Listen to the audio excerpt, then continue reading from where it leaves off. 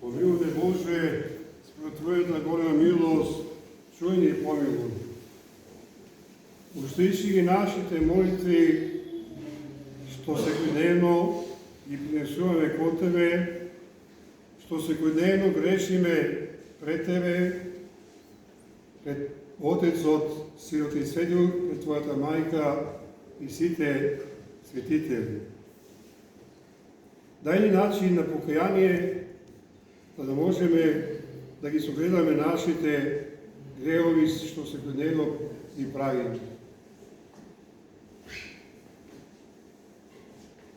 Кој е најдобриот начин за да можеме да ги победиме сите страсти во нас и околу нас? Смирението, драги браќи и сестри, и мрзливоста наша. Во смирението се состои се. Тамо е љубовта, тамо е разбирањето, тамо е почита по се што имаме, што секојдневно Бог ни го дава, а ние изгледа повеќе одиме на првото што ви реков,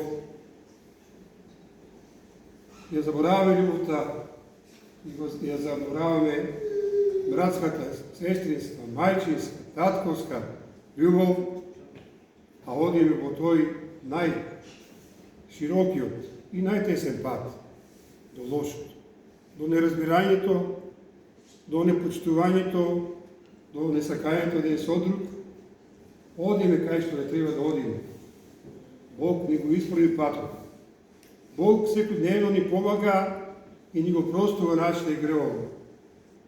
А да се запрашаме ние, драги браќи и сестри, дали ги простуваме нашите греховите на нашите браќи и сестри, што ни ги направиле и ние што ги правиме на нив. Кај сме ние? Кај е нашиот труд? Кај е нашата љубов? Кај е нашето смирение? Како што реков пред малку, таму се состои се. И радоста, и почита, и љубовта. Смирението е најголемата благодат дадена од Бога за нас. Тебе секојдневно да кречеме пред Бога и го молиме.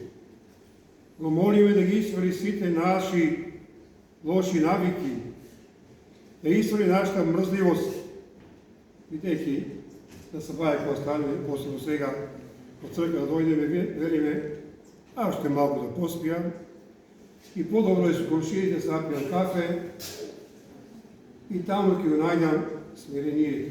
Не, таму ќе го најдеме неразмирението и оговорањето.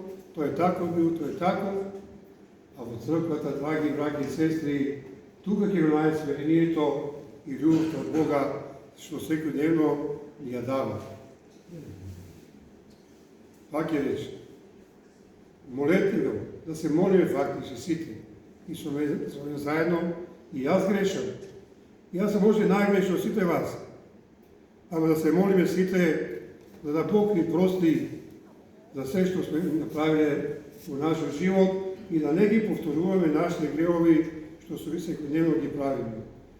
Да се трудиме да изврнеме мрзливоста во нас и да превлади во нас љубовта. Да превлади во нас разбирањето, почитење кон друг и да секој служба кога вела, кога се сретнеме и погледнеме во очите наши да има љубов, а не срамежливост. Нека Бог, нашата мајка Богородица, сите светители и просветители бидат со сите вас.